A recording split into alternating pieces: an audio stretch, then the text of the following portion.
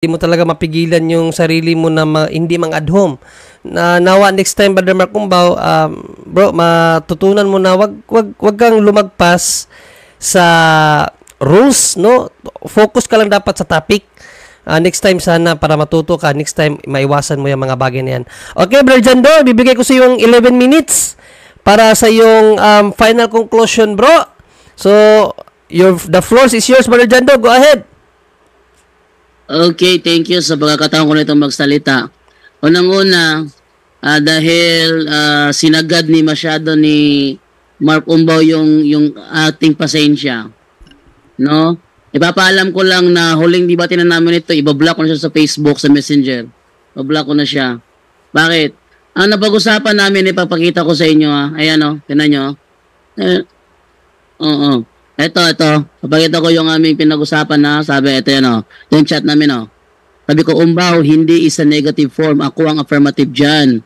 Matutunayan ko na ang tinatawag na mga sulpot na apokripa ay bahagi talaga ng Biblia.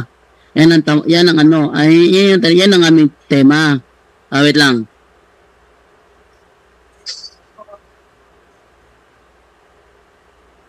Okay. Ngayon, ang response niya, sige, okay na yan. Baka hindi pa matuloy kahit ang born again ay hindi sulpot dahil kami ang nakaganap ng ginawa ng mga apostol sa araw ng Pentecostes at ipinangaral mismo ni Yahushua. So, ibig sabihin, ito yung aking topic na kailangan niyang gibain na ang apokripa ay bahagi talaga ng Biblia. Ang ginawa niya, sagawa siya ng mga strawman fallacy na gusto niyo sumunod ako doon, hindi ako susunod, hindi niyo ako maililigaw. Lelang niyo, maililigaw niyo, hindi niyo ako maililigaw. Kaya dahil hindi siya sumunod, tapos sinagad pa niya ng gusto sa kanyang final conclusion, pagkatapos ng debating ito, ibablock ko na si Mark Cumbaw. Actually, pwede ko naman gawin ito sa ngayon automatic ko na siyang ibablock sa aking, para hindi na niya ako makontak dahil sinagad talaga, ginagamit lang ni Mark Cumbaw ang pagkakataon na maraming nanonood ng punto por punto, pero hindi niya ako kinakalaban. I expect na ako kakalabanin ni Mark Cumbaw, pero ang ginagawa niya, gumagawa siya ng ibang butas para aking sundin. Hindi yan mangyayari, kaya Mark Cumbaw, tingnan mo yung messenger mo, block ka na. Dahil sa katotohanang ipinapangaral ng Santa Iglesia Katolika na hindi maitanggi ng mga protestante sa lungatang aral at bahayag ng mga pastor, ilalatag.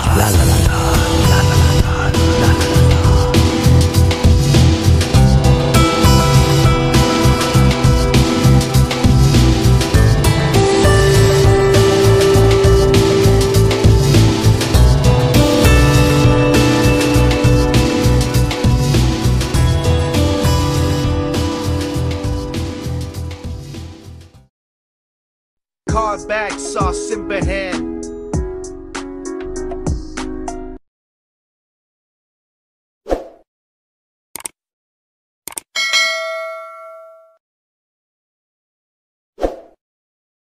Ayan, so atin ang ibigay ngayon kay Brother John Reyes dahil siya yung moderator ngayong gabi.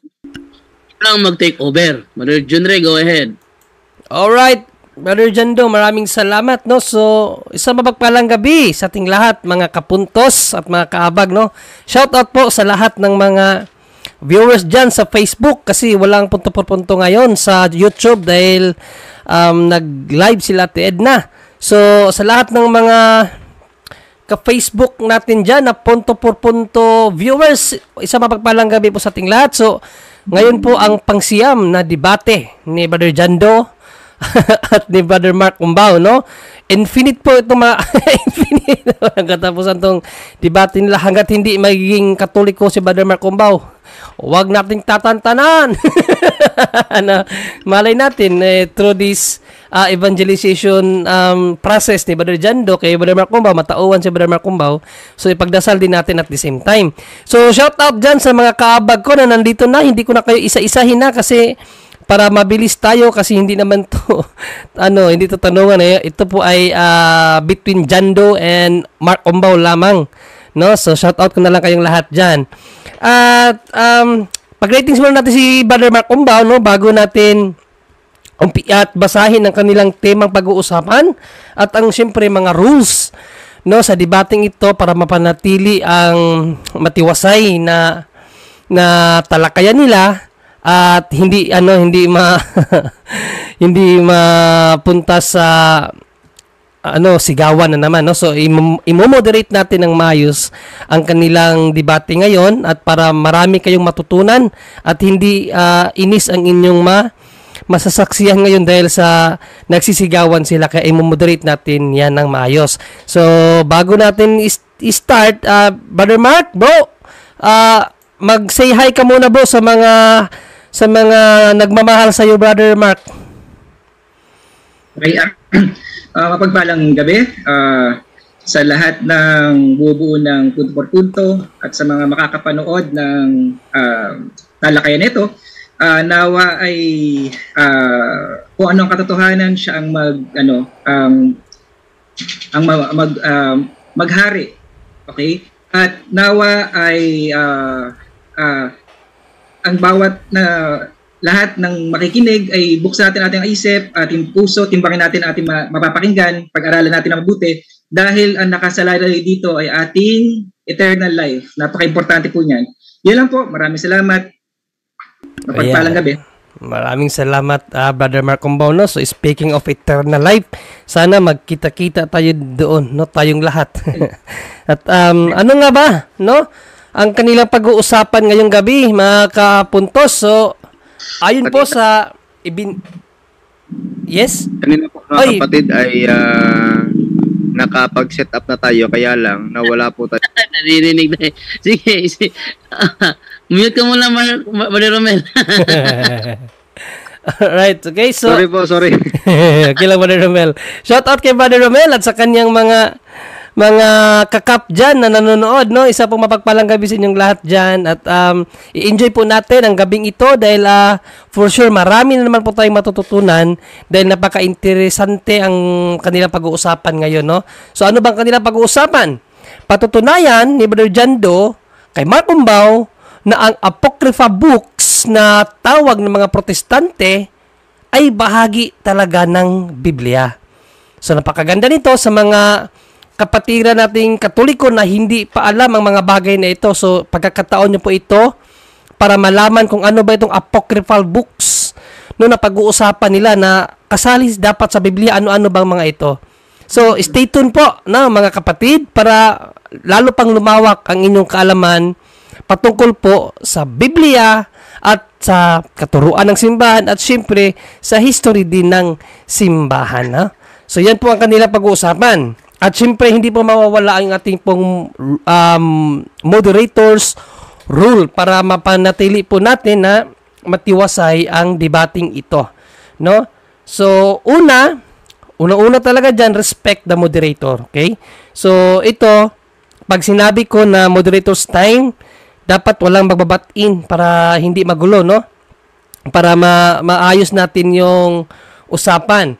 And then sa pangalawa, during presentation, the opponent can object if he senses that the presentation is out of order or out of topic. So pwedeng mag-object ang opponent kung sa tingin niya yung presentation no nang nag-deliver is out of topic. So pwede niyang i-address sa moderator para ma-address din natin sa nagpe-present, no? And then number 3, categorical question must be answered categorically. So meaning if the question is yes or no, answer yes or no first, then qualify, no? And then during interpolation, only one objection is allowed and counter. So isang objection lang tayo mga kapatid, Brother Mark Umbaw at Brother Jando, then isang counter, and then magro-rolling na ako. The question must be based always on the topic or at least related to the topic, okay? And then focus tayo sa topic. And number 7, direct question and direct answer. Then if the question is hard to answer, then pass. Pass tayo agad para wala nang ano pa, no? Pag hindi kayang sagutin, pass na lang. And then, no ad hominem. No, Brother Mark Umbaw, mahilig ka dito. So, ngayon, Brother Mark Umbaw, no ad hominem, may dinagdag ako dito para hindi mo na talaga to gawin. And then, 20 seconds rule lang tayo sa sagutan, ha? So, 1 minute ang idididak ko or i-increase ko naman doon sa isa kung ang debaters, no, bawat isa sa inyo, ay makatanggap sa akin ng 3 warning. Halimbawa, winarningan na kahit sa inyong dalawa na no ad hominem, nag-ad hominem siya ng 3 beses, so babawasan ng 1 minuto, and then yung 1 minuto, ibibigay ko doon sa hindi nakatanggap during sa kanyang presentation, madadagdagan siya ng 1 minuto. So, yan po ang aking rule. So, okay ba yung dalawang debater natin? Okay ako doon. Brother Mark Umbaw? Ay, okay lang po. Ayun, okay lang din si Brother Mark Umbaw. Okay. So, i-set ko na ang aking orasan, no? Kasi, hindi ka naman na mag-ano, Brother Jando, no? Nag-ano ka naman kaganina. So, i-set ko na lang yung orasan ko para dire-direkta na tayo. So, timers.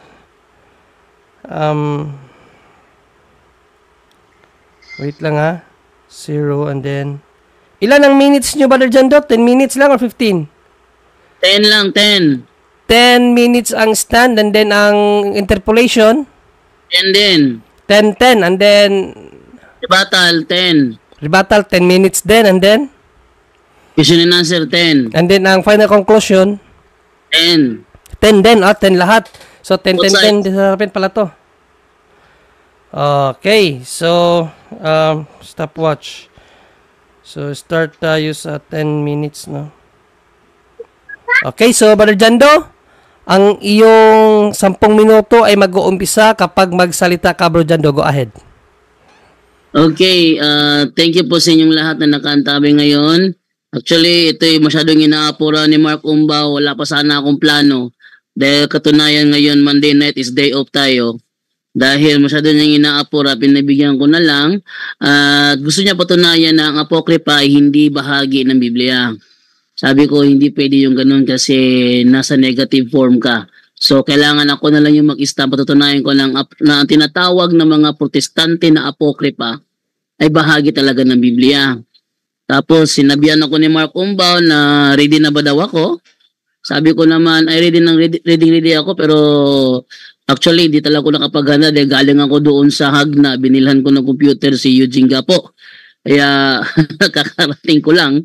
And then, narito na tayo sa ating first stand na patutunayan ko na ang tinatawag ng mga protestante na Apokripa ay bahagi talaga ng Biblia. Unang referensya ang kukunin ko ay hindi referensya Katoliko, kundi mula sa babasahin ng mga saksi ni Jehovah na The Watchtower, February 1, 1989, page 29. Ang sabi ganito. In the 3rd century BCE, Jewish scholars in Alexandria, Egypt, produced the Greek Septuagint version of the Hebrew Scriptures.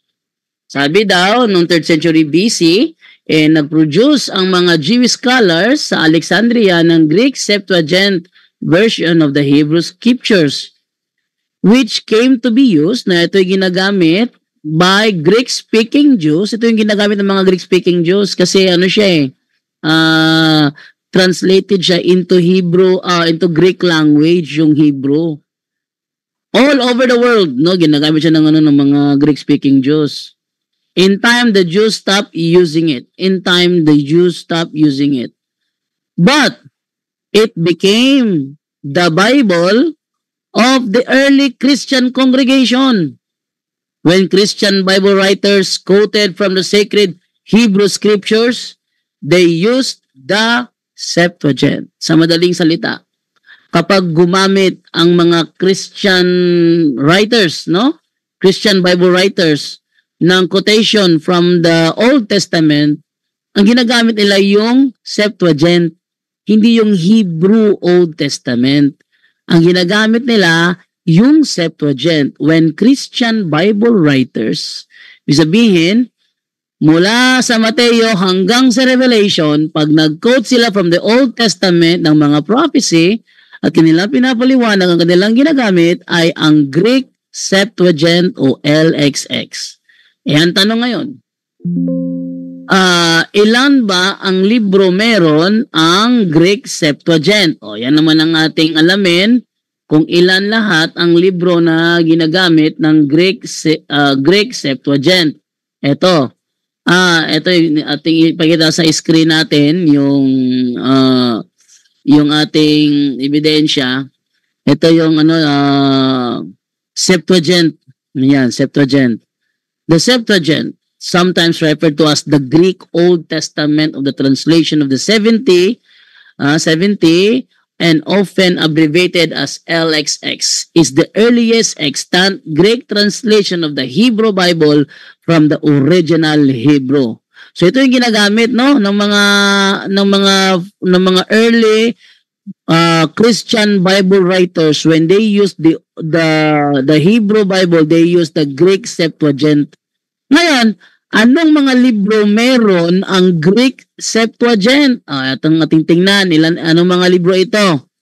Nandyan yung Prayer of Manasseh, nandyan yung Esdras, andyan yung Tobit, andyan yung Judith, andyan yung Esther Grego, ang unang Makabeyo, ikalawang Makabeyo, ikatlong Makabeyo, ikaapat na Makabeyo, Karunungan ni Solomon, andyan yung Sirach, andyan yung Baruch. Sa madaling salita, ito ay bahagi ng Greek Septuagint na ginagamit ng mga Bible Christian writers. Pag sila gumamit ng Old Testament, ginagamit nila ito ang Greek Septuagint. Ngayon, nung isalin, kinumpile na into one book ang Biblia. Into one book. Ano yung first compiled Bible? Yung Latin Vulgate. Year 405 AD. Anong mga libro meron ang Latin Vulgate? Ito naman tayo sa books of the Vulgate. Andito, andyan yung Genesis, Exodus, Leviticus, Numbers, Deuteronomy, Joshua, Ruth, 1 Samuel, natinta tayo sa Tobit. Andyan rin yung Tobit. So yung Tobit na nandoon na sa Greek Septuagint, kinarga sa Latin Vulgate. Tapos yung Judith, ito ay bahagi ito ng Greek Septuagint na ginagamit nila. Kinarga rin sa Latin Vulgate. Yung Esther Grego, andyan din, kinarga din yan. Yung Karunungan ni Solomon, kinarga din yan. Last 5 minutes. Sirach, kinarga din yan. Ano pa? Baruch, ay kinarga din yan. So yung mga aklat na ito na nasa Greek Septuagint, kinarga din sa Latin Vulgate. Ngayon lumabas naman itong King James Version na 1611. Ang tanong, karga rin ba dito yung mga libro na yon? Ating tingnan. Ito yung ating table of contents ng 1611 King James Version. Narito. So dito napapatunayan, tatlo yung ginamit ko. Una, Greek Septuagint. Sumunod, yung Latin Vulgate. Then sumunod, yung 1611 King James Version. Puro una ito puro ito una. Yung Greek Septuagint, ito yung Greek translation of the Old Testament na ginagamit ng mga Christian Bible writers. Tapos yung Latin Vulgate, ito yung first compiled Bible na ginagamit ng mga Kristiyano. Next, ito naman yung 1611 first Protestant Bible, mayroon ding Apokripa. Nandyan yung mga libro na yon. Pero bakit ngayon hindi na makita sa kanilang libro? Inaamin ng King James Version mismo. Kanilang ni-remove. The Apocrypha was part of the King James Version for 274 years until being removed in 1885. Kaya pala 66 na lang kanilang Biblia dahil ito'y kanilang ni-remove. 1885 pa. Sa madaling salita, before 1885, ang Biblia ay meron talaga yung mga aklat na kung tawagin ng mga sulpot ng mga protestante ay apokrypha. So, yan ha. So, napatunayan ko lang. Ilang reference yung ginamit ko at hindi na akong tanungin ni Last Marco. 2 minutes. Ayun. Ano ko na bro? Okay na yun bro. I-wave mo na? Napaliwanag ko na ng tama. Ayan, okay. So, i-wave na niya, no?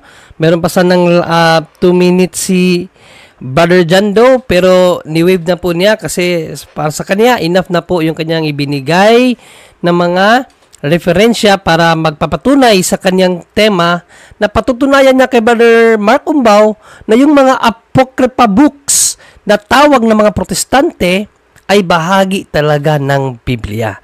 So without further ado, ibibigay naman natin kay Brother Mark Umbao ang katanungan doon sa mga inilatag ni Brother Jando, no? Ano bang batayan ni Brother Jando doon? Kaya ibigay natin kay Brother Mark Umbao ang 10 minutes at mag-uumpisa, Brother Mark Umbao, ang iyong 10 minutes kung magsasalita ka, Brother Mark. Okay, sige, start na po ako. Start na po ako. O mag-start ka na magtanong. Okay, ano ko na, start ko na yung time Okay, Brother Danjo, linawin ko lang po muna yung premise muna bago ko magtuloy-tuloy sa tanong, no? Ang Bible po bang pinag-uusapan natin, yung kinasihan ng banal na espiritu? Ang pinag-uusapan po ba nating Bible o listahan ng bahagi ng Bible ay yung mga aklat na kinasihan ng banal na espiritu? Ganun po ba? Oo, hindi. Ano yun? Premise? Yun yung tanong ko. Yun ang premise ko. Gusto kong confirmation. Yes. Oh, yes. Yun nga. Yun nga. Okay. Next question. Dahil nag-confirm ka na pinag-uusapan nating Bible, yung kinasihan. Okay? Hindi lang yung basta na isama sa Septuagint o anumang presentation mo kaninang kahaba-haba. Kung yan ay kinasihan ng banal na espiritu, suriin natin. Sino po ang sumulat ng Apocrypha? Objection, moderator. Yes, objection. Hindi issue dito kung sino ang sumulat.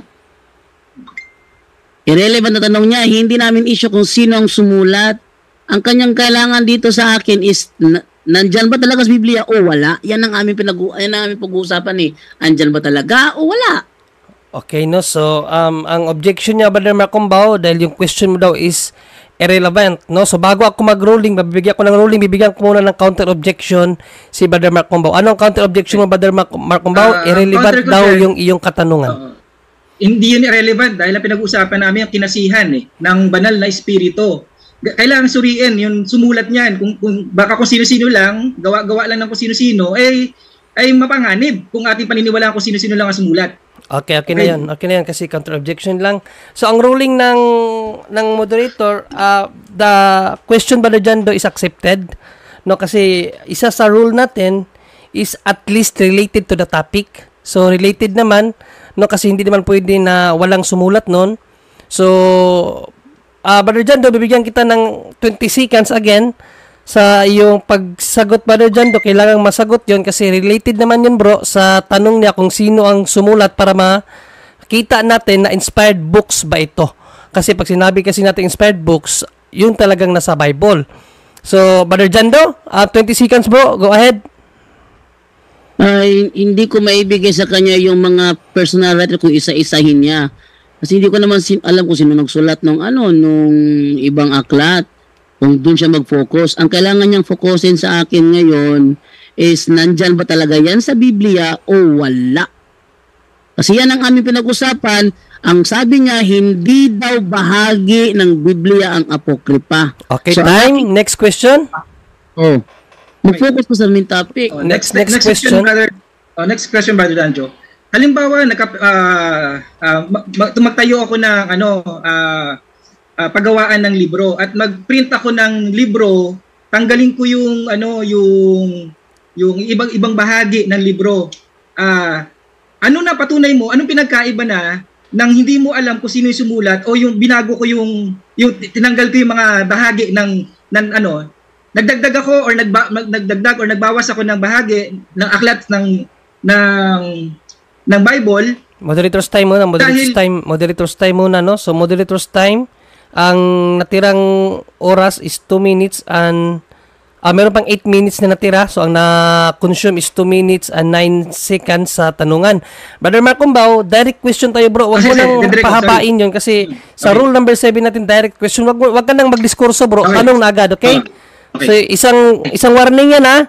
Isang warning yan kasi nag-ano na tayo dito na mayroong warning ang iaano sa inyo kapag hindi natin nasunod ang ating mga rules. So, may warning ka dyan isa, Brother Mark Cumbaw, kasi ang dami mong sinabi. So, direct question tayo, okay? 2 minutes ang na-consume. Start, go. Next question na lang. Hindi ko ma-summarize eh. Sino at kailan By the way pala, moderator's time muna. So, para hindi pala ma-consume, bro, kung meron kayo, both sa inyong dalawa, magsabi kayo na premise para hindi siya masali sa question. Okay? Okay ba, Brother Mark Cumbaw? Okay. O, pag magtanong ka, sabihin mo, pag meron ka pang medyo sabihin mo na lang premise. Ganun din si Brother Jando. Pero Junre, Yes, bro. yung kanyang premise kanina, bakit tanong yun? Hindi ko nga alam kasi sabi niya premise for tanong eh. Premise yun. Sige lang. Pero consider na rin yung Brother Jando, baka dinirekta na niya.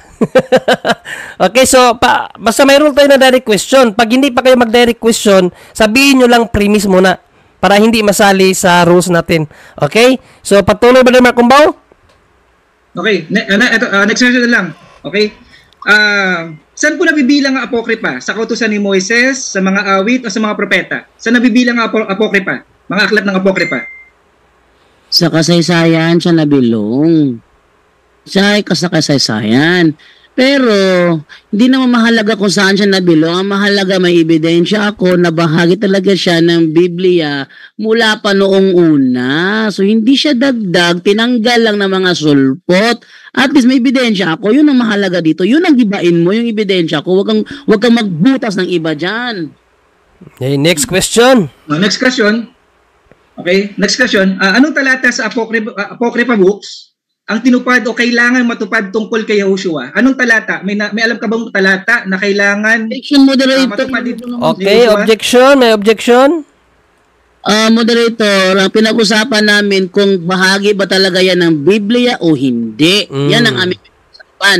Hindi pinag-usapan kung yan bang mga nasunod yan, natupad ba sa New Testament? Hindi yan usapan namin eh. Okay, so Brother Mark Cumbaw, ang objection ng ating moderator time mo na, no? Bago ka bigyan ng counter, i-address ko lang yung objection ng iyong katunggali na si Brother Jando, no? Nag-object siya kasi ang pag-uusapan nyo dito kasi patutunayan niya na yung apocryphal books ay bahagi ng Biblia. So hindi niya patutunayan kung ano yung mga nakasulat doon na dapat matupad. So, specific tayo, yung apocryphal books lang, yun ay kasali talaga ng Biblia. So, yun ang kanyang objection, Brother Bro. May counter ka ba doon? No, counter ko po. Valid po yung tanong ko dahil binigyan na tayo ng idea ng Diyos ni Yahushua kung ano yung kinikilala niyang mga aklat. Binigyan na tayo ng idea ng ating founder, ng ating tagapagligtas kung ano ang aklat na kanyang kinikilala. Okay? Mas magro-rolling na ako. Okay, bro. Yes, no, your question, bro, is valid. Yes, valid yon. Pero specific kasi ang topic nyo. Ang patutunayan lang ni Brother Jando na yung apocryphal books o apocrypha books ay bahagi ng Bible. So, hindi niya patutunayan na yung mga nilalaman doon ay kailangang matupad sa panahon ni Kristo. Valid yun. Yes, totoo. Valid yun. Pero specific yung topic, bro. Apocrypha books ay kasali lang sa Bible. Okay? So ang ruling ng moderator, accept ko yung objection ng yung katunggali si Brother Jando na hindi katanggap-tanggap ang iyong tanong para sa kanya. So next question, Brother Mark Cumbaw. Okay, next question. Okay. Anong talata sa aklat ng Apokripa na mahalaga sa ating kaligtasan? Anong talata sa Apokripa? Kasi kinasihan pinag-usapan natin kinasihan. Anong talata sa aklat ng Apokripa na mahalaga sa eternal life? Bro, pag sinabing kinasihan, bro, yung Bible, talagang kinasihan talaga yung Bible natin. Walang Bible na hindi kinasihan. Talagang kinasihan yung Bible natin. Pero hindi natin issue kung ano yung mga nakasulat doon. Ang ating issue pag-uusapan dito kung bahagi ba siya o hindi. Doon ka mag-focus. Dahil hindi ako susunod. Sa strawman pala si mo. Ano ka ba? Next question. Okay. Ilang minuto na lang ano? Meron pang 7 minutes. Meron pang 7 minutes. Ang haba pa. Okay. Premise po to naniniwala po diretso ko na. Naniniwala po ba kayo ang mga Hudyo ay bahagi ng iglesia na kailangan natin ikonsulta pagdating sa katotohanan ayon sa pagdating sa kasulatan? Malinaw yung tanong, Brother Jando? Ulitin ko. Bro, hindi natin issue dito, objection moderator. Okay, objection yan. Yadris, ang objection is, anong objection, bro? Hindi namin issue dito kung kailangan ba magpaalam sa Hudyo o hindi. Ang issue namin kung bahagi ba siya ng Biblia o hindi. Okay, so ang objection, Brother Mark Cumbaw, ang pag-uusapan nyo lang ay ang Apocrypha books ay bahagi ng Bible. So, hindi nyo pag-uusapan dito kung kailangan nyo pang magpaalam sa Hudyo. Okay? So, ano ang counter objection mo, Brother Mark Cumbaw? Ang counter objection ko, may talata sa Holy Scripture na mamaya ilalatag ko na kailangan natin pakinggan ang mga pinapangaral ng mga Hudyo. Okay. Kaya natin i-anuhin yun, may makakompromise sa ating kaligtasan. Okay, so magro-rolling lang, Mr. Moderator, kasi ang isa sa role, no, the question must be based on the topic at least related to the topic. So, pwede mo yang mamaya, bro, pwede mo yang gamitin mamaya sa stand mo, pero dahil nga ang inyong pag-uusapan ay bahagi ng Biblia, ang Apocrypha books, hanggang doon lang. No? So, pwede mo yang i-topic mamaya sa stand mo, pero tatanggapin ko ang objection ni Brother Jando na ang iyong katanungan is out of topic. So, next question. Okay. Kung ang Protestante ay may 66 books na kaiba sa 73 books ng RCC, okay? Ano ang patunay mo na tama yung 73 at mali yung 66 books na kung saan umaayon kami sa mga Hudyo na kung saan kami ikakabit, ang mga Protestante na ikakabit sa mga Hudyo? Ano ang patunay mo na mali yung 66 books at tama yung 73 nyo na kung saan kami ay bumase yung Old Testament namin sa mga Hudyo? Ano yung patunay mong mali yan? Ang batayan ko na mali kasi inaamin mismo ng King James Version na ni-remove nila noong 1885. Yung pag-remove sa ibang bahagi ng Biblia ay mali na. Kasi gaya ng pinakita ko kanina, ginagamit ng mga Christian Bible writers ang Deuterocanon Apocrypha. So, ang mali dyan kung bakit tinanggal. Yun, next mali. question. Follow-up question sa sagot mo, Brother Jando. Sa lahat ng nilatag mong patunay, referensya, ebidensya, lahat ng binigay mo, saan doon na nagsasabing nagkamali sila dahil ni-remove nila? O isang malaking pagkakamali yun na umamin sila, mali yung ginawa namin, na ni-remove namin? Saan sa mga referensya mo na may pag-amin, may patunay na nagkamali sila sa pag-alis ng Apocrypha sa Bible? Talagang mali talaga ang pag-remove, bro. Kasi nandyan na yan sa Biblia nung dumating yan sa mga apostol eh. Ba't i-remove ninyo? Hindi nga nag-remove ang mga apostol tapos kayo magre-remove kayo. Yung pag-remove nyo ay isang ebidensya na nandyan talaga yan. Talagang bahagi ng Biblia yan. Ni-remove nyo lang. Kaya sa tanong mo niya, pinapatunayan mo rin ang paksa ko ay tama talaga na bahagi talaga siya ng Biblia. Ni-remove nyo lang. Thank you. But ilang minutes na lang? Ilang minutes na lang? Meron pang 4 minutes, bro. Mahaba pa. 4 minutes. Okay. Sa mga anong talata sa nagpapatibay para malaman natin na kinasihan niyang Apocrypha, anong talata sa Holy Scripture na sumusuporta na kailangan natin pa ng Apocrypha para sa ating kaligtasan? Anong talata na importante pa yung Apocrypha para basihan pa natin? Anong talata sa Holy Scripture na nagpapakita yan? Walang talata, bro, kasi talagang bahagi ng Biblia yan, yung Old Testament, yung tinatawag din yung Apocrypha, talagang bahagi ng Biblia yan. Kaya, Kung hinahanap mo letter po letter verbatim mo, nakasulat, pero bahagi talaga ng Biblia. Next question. Next question. Wave ko na yung time ko, Brother Jinray. Okay na. Okay. Nakuha ko na yung gusto kong mga sagot. Okay, sayang no. So meron ka pa sanang 2 minutes and 47 seconds na natitira sa tanungan. Pero since ni-wave mo na, so i-reset ko na at ibibigay ko na sa iyo no ang 10 minutes na iyong oras para sa giba mo doon sa mga itinayo ni Brother Jando. So your time will start, Brother Mark Umbao. Kung mag-uumpisa ka magsalita, go ahead. Okay, start po ako. Okay. Kung tutuusin, wala na akong kailangang igiba sa tinayo ng ating katalakayan. Bakit wala na akong kailangang igiba? Umikot lang siya dahil naibilang siya sa Septuagint, naibilang siya sa Septuagint, kinasiyahan agad ng Diyos. Wala kang mababasa sa Holy Scripture na yan ang pamantayan. Ano yung mga hinihingi kong tinanggihan niyang sagutin? Nakatanong, sino ang sumulat? Diba? May talata ba yan na may kahalagahan niya sa kaligtasan? Propeta ba? Apostol ang sumulat niyan? Timo, lahat yon, lahat ng qualification na kinasihan yan ay bagsak. Okay? Hindi pumasa sa standard eh. Kaya hindi ko na i-discuss dito yung mga controversial na mga talata na hindi katanggap-tanggap paniwalaan sa mga apokripa. Ayoko nang talakayin yun dahil napakahaba nun. Alam ko 10 minutes sobrang kulang. Pero kung magre-research kayo, maraming talata sa apokripa na hindi katanggap-tanggap. Aralin yung apokripa. Ang daming talata dyan na hindi katanggap-tanggap. Nagkokontrahan sa edad, sa panahon, sa moral, sa magandang pagkaugali, sa lahat nagkokontra-kontrahan. Pero hindi na ako pupunta doon kasi hindi naman niya natalakay yun eh. Hindi naman niya dinipensahan pala yun eh. Di ba? Dahil hindi niya tinayo, wag ko nang puntahan dahil kulang yung 10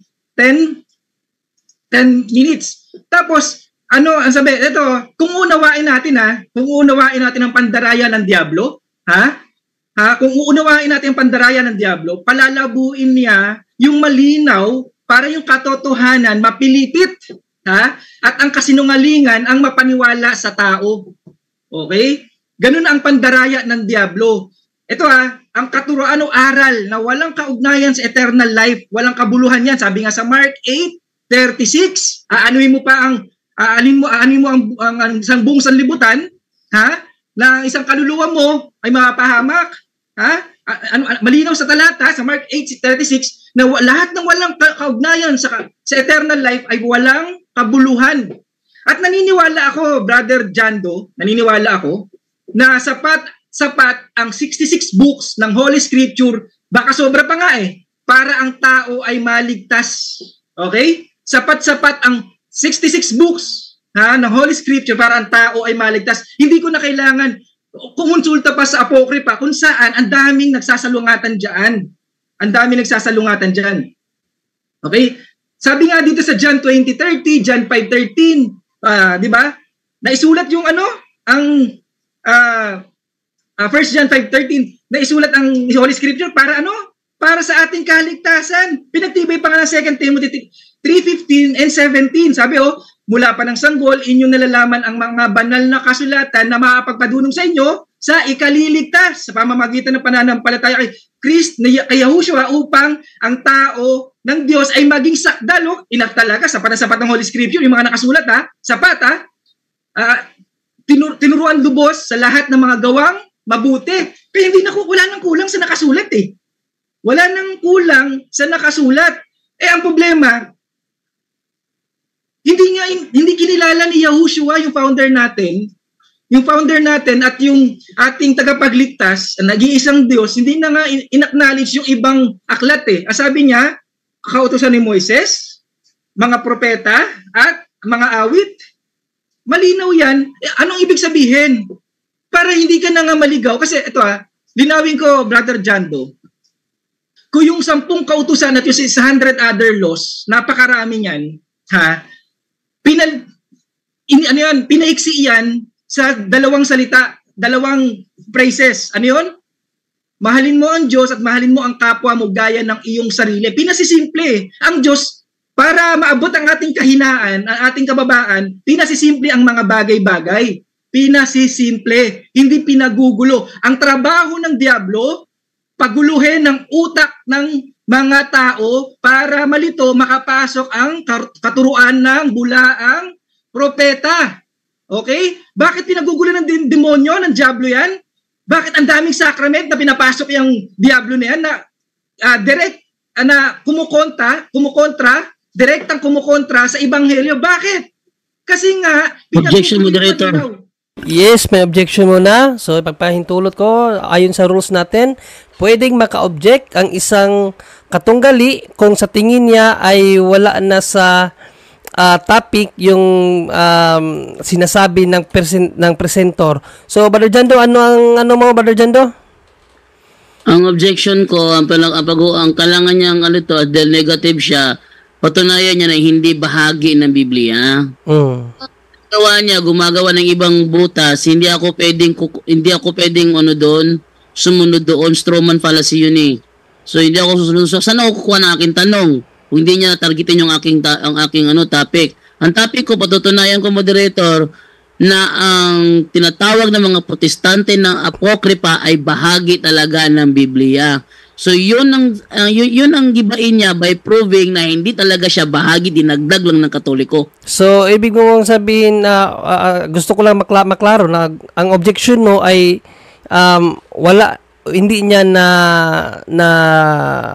tinatarget yung yung ano mo. So iba yung mga sinasabi niya.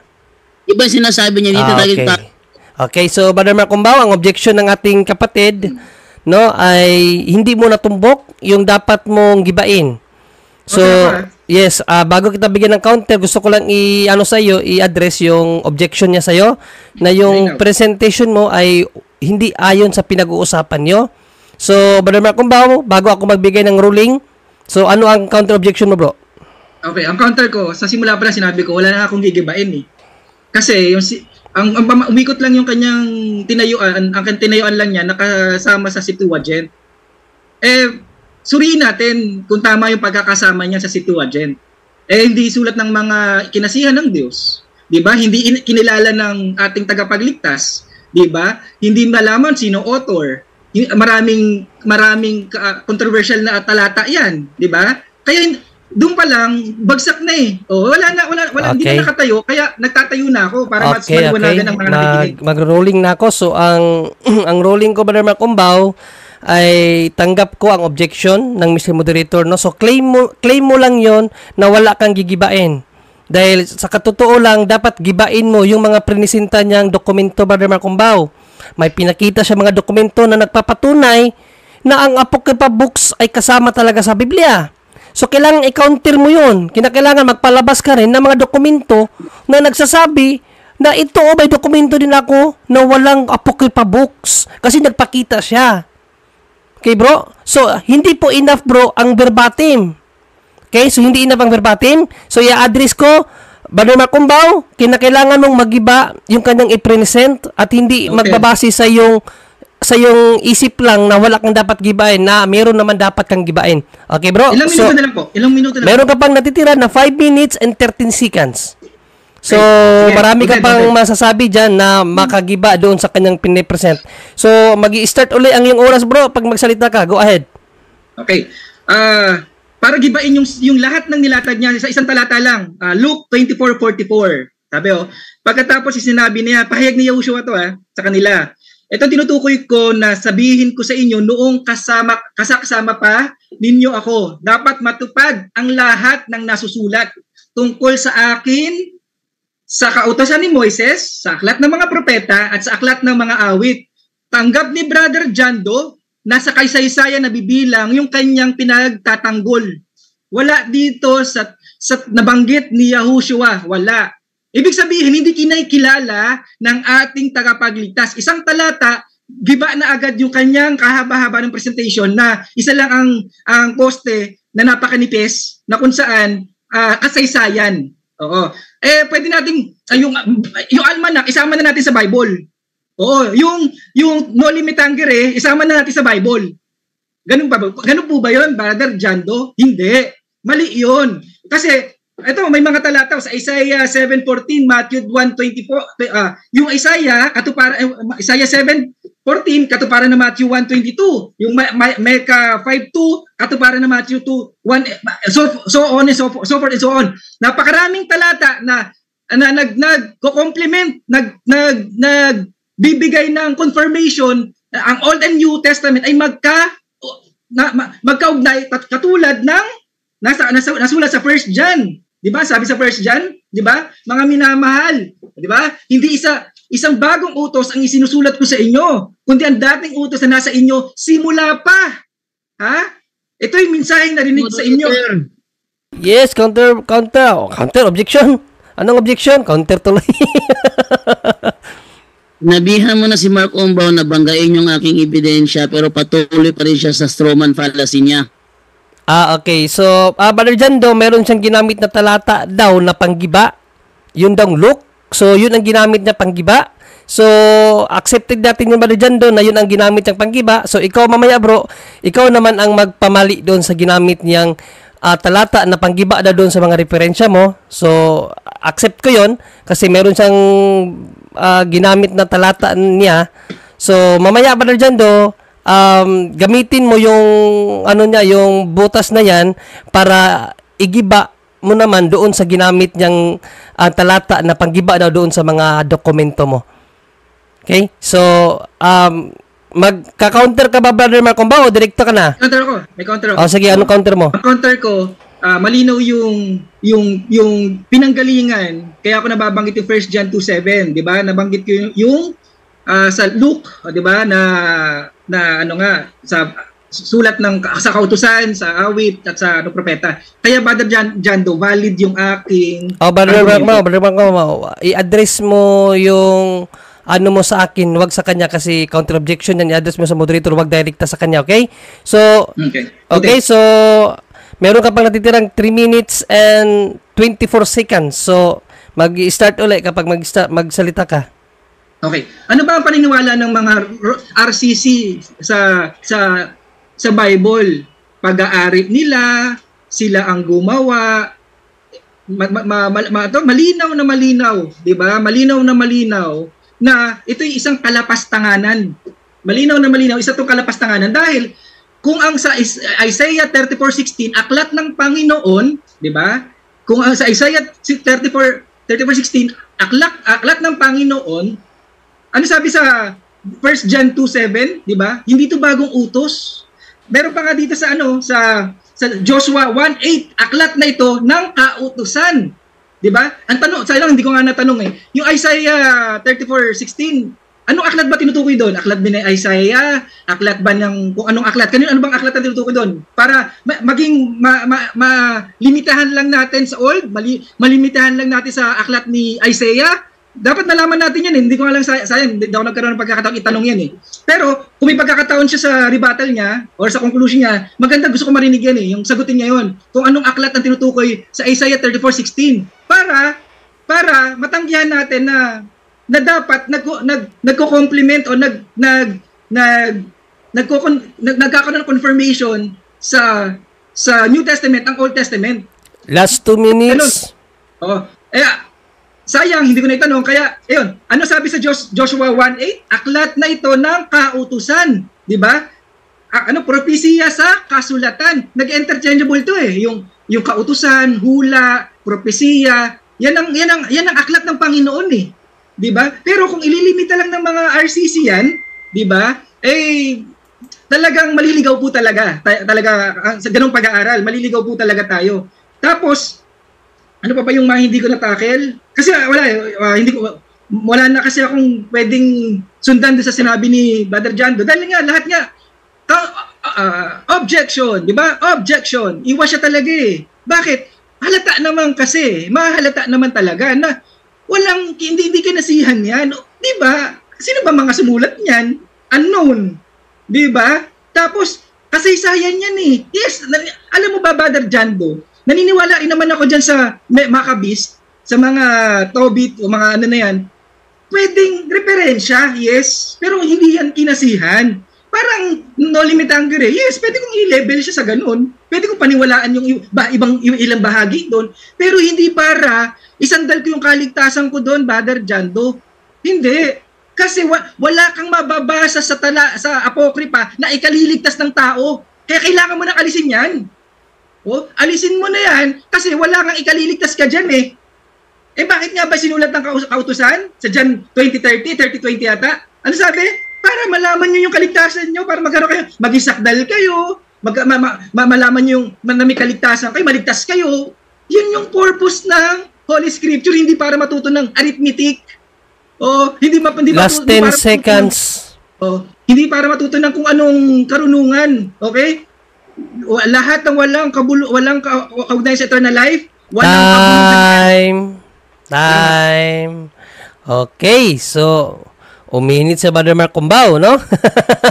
Okay, so hindi natin patagalin na, no? Para hindi din mawala yung init ni Brother Jando. So, Brother Jando, ibibigay ko na yung 10 minutes mo, bro, para tanungin yung mga nilatag niya na panggiba doon sa itinayo mo, nakala niya ay nagiba niya. So, Brother Jando, mag-uumpisa ang yung 10 minuto kapag ikaw ay nag-umpisang magtanong. Brother Jando? Okay. Unang tanong, Mark Cumbao. Aling talata sa Biblia sinasabi na hindi bahagi ang apokripa sa Biblia? Yung Luke 24, 44 ba yun? Wait lang, hanapin ko. Ayan, Luke 24:44. Luke 24:44. Mababasa ba sa Luke 24:44 na hindi bahagi ang apokripa sa Biblia o hindi?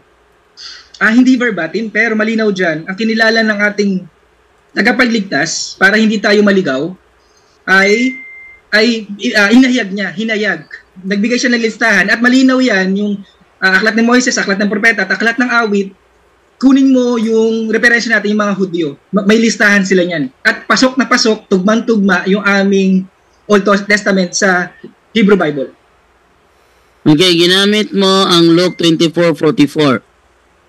Ayon dito, ang sabi sa talata, ito yung tinutukoy ko na sabihin ko sa inyo noong kasama pa ninyo ako, dapat matupad ang lahat na nasusulat tungkol sa akin. Tinatanggap mo ba na tinutukoy niya dito yung nasusulat tungkol sa kanya? Yes. Kasi, Brother Jando, yes. Okay, Moderator's time muna, no? Medyo nagkasapawan. So, Brother Jando, kapag magbasa ka ng Bible, bro, i-address mo, bro, na premise, bro. Kasi sa rules natin, direct question tayo, pero nagbasa ka ng Bible doon sa ginamit niya. Sabihin mo ng premise, bro, Jando, bago mo basahin. At may 20 seconds, bro, na sumagot bago tayo magtanong uli. Okay, klaro ba 'yon? Ulitin ko. Okay, so magtanong ka uli, bro, doon sa kasi medyo nagkasapawan. So itanong mo uli yung tanong mo at sasagutin niya ng 20 seconds. Okay, premise. Ayon dito, sinabi ni Kristo, ito ang tinutukoy ko na sabihin ko sa inyo, nung kasama pa ninyo ako, dapat matupad ang lahat na nasusulat tungkol sa akin. Tanong, tinatanggap mo ba na ang konteksto dito ay sinabi lang ni Kristo na kailangan nito pa rin ang mga propesiya patungkol sa kanya? Yes or no? Yes, kasi Brother Danjo, para maintindihan mo, maraming talata nga na piniface out ng Old Testament, nagdagdag pa kayo ng Apokripa. Piniface out na, sabi sa Hebrew 7:18, no, sapagkat napapawi na unang utos dahil sa kaniyang kahinaan at kawalang kapakinabangan. Wala nang kapakinabangan eh. Yung mga nauna na, sapagkat kung sa Hebrew 8:6-7, sapagkat kung ang unang tipan, Old and New Testament, di ba? Tipan. Yung naging walang kakulangan ay hindi na sana inanapan ng pangangailangan ng ikalawa. So tinatanggap mo pala na ito pala propesiya patungkol ni Kristo na kailangan niya ito pa rin at ito'y hindi patungkol sa ang Apokripa ay tinanggal sa Biblia. Yes or no? Yes, isang banda tama ka, pero hindi yan ang buong katotohanan. Ang kalahating katotohanan ay buong kasinungalingan, Brother Jando. Ngayon, ang malinaw sa talatang binigay sa Hebrew 7 and 8, ang sabi diyan, inaalis na nga, binabawas, hindi na nga kinikilala yung mga naunang nasulat na mga sa Old Testament kasi nga ito na yung katuparan eh, 'di ba? Ipinapaiksi ng Diyos yung New Testament para maunawaan, maabot yung kababaan ng tao. Ang ginagawa ng mga RCC, ginugulo para lalong idiin ang tao sa impyerno. Nilalabo yung malinaw. Okay? Ang sabi, yung... Time. Next question. Tinatanggap mo ba na ang Greek Septuagint na ginagamit ng Christian Bible writers ay merong apokrypha, yes or no? Tanggap na tanggap. Ang hindi ko tanggap doon, lahat doon kinasihan.